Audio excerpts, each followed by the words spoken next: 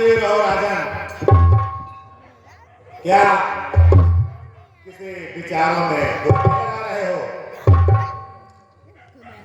लख उदास आज नृप तुमको क्यों शोक मन में छाया है?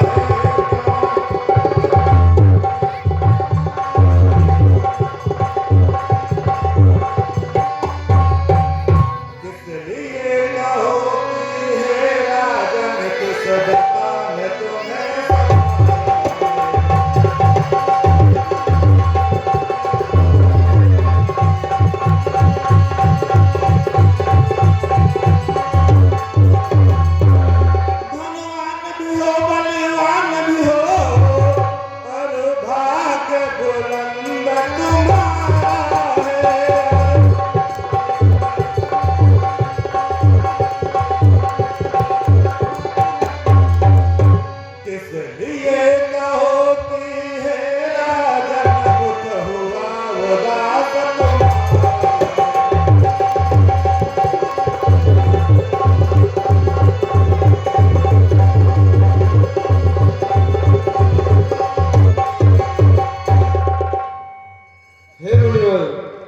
दशरथ की चिंता आपसे छिपी नहीं है।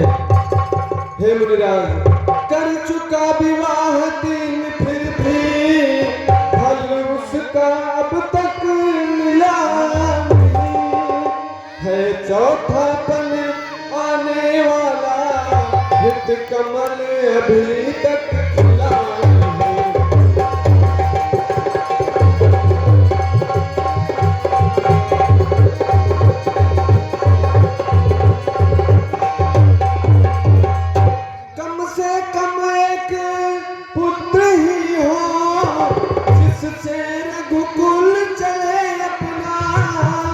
आगे का भी मान रहे, आगे का शान चले अपना।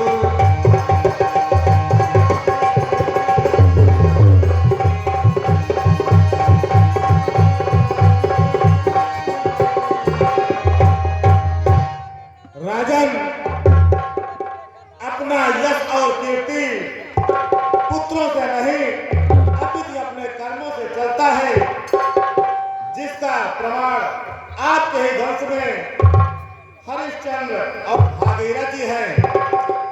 फिर सोच नृपति जैसे अपना जग नहीं फैलता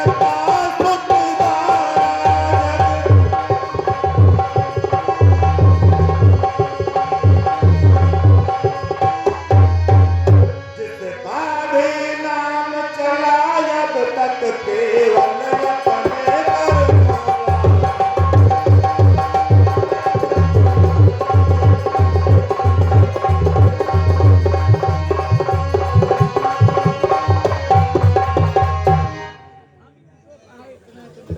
हे मुनिवर, सही कहते हैं आप। चमकता था जगत में आज तक ये तारा रघुकुल का चमकता था।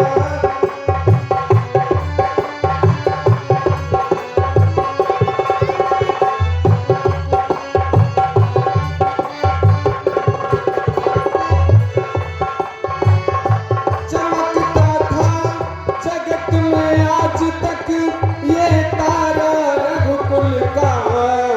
बना अफसोस अब मैं नाश का ये कारण रघुकुल का बना।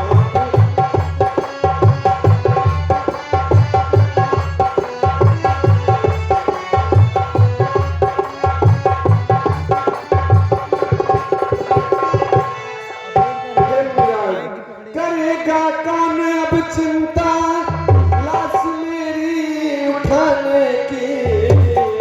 चिता भी राह देखेगी उसमें अग्नि लगाने की।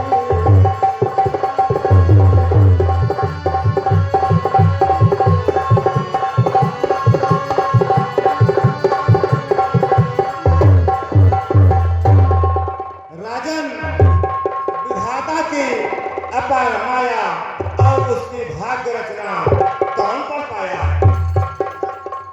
तब क्या मुनिवर दशरथ का जीवन ऐसे ही रह जाएगा? नहीं राजन, आप अपने पूर्व जन्म की कथा नहीं जानते हैं। मैंने अपने ज्ञान दृष्टि से सब कुछ देख लिया है।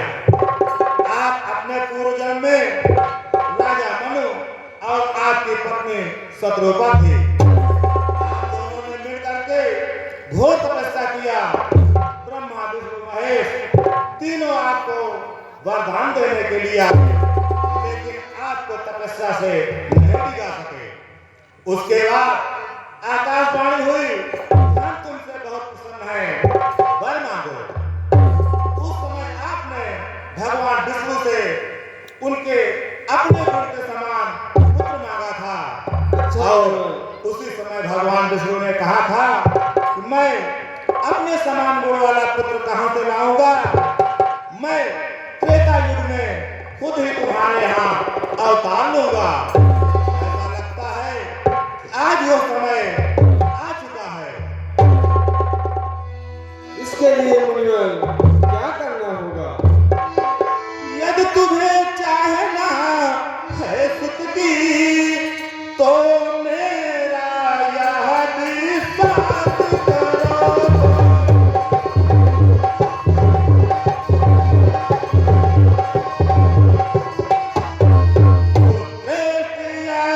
आरंभ करो श्री विष्णुदेव की आस करो।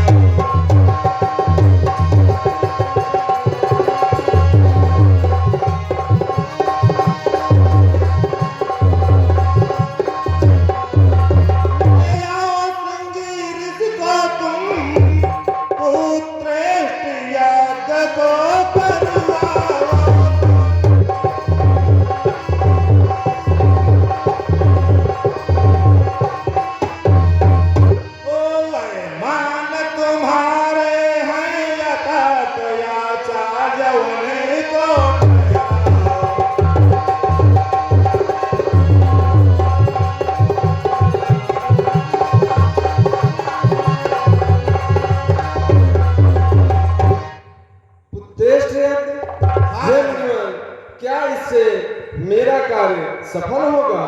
अवश्य ही राजन, ऐसे महान आत्माओं के दर्शन से वरदान हुआ करते हैं। जैसी आज्ञा मुनिया। राजन, आप चल के पुत्र यज्ञ की तैयारी करवाइए, मैं उनकी ऋष को लेकर के आता हूँ। जैसी आपकी आज्ञा। चिरंजीव रहो।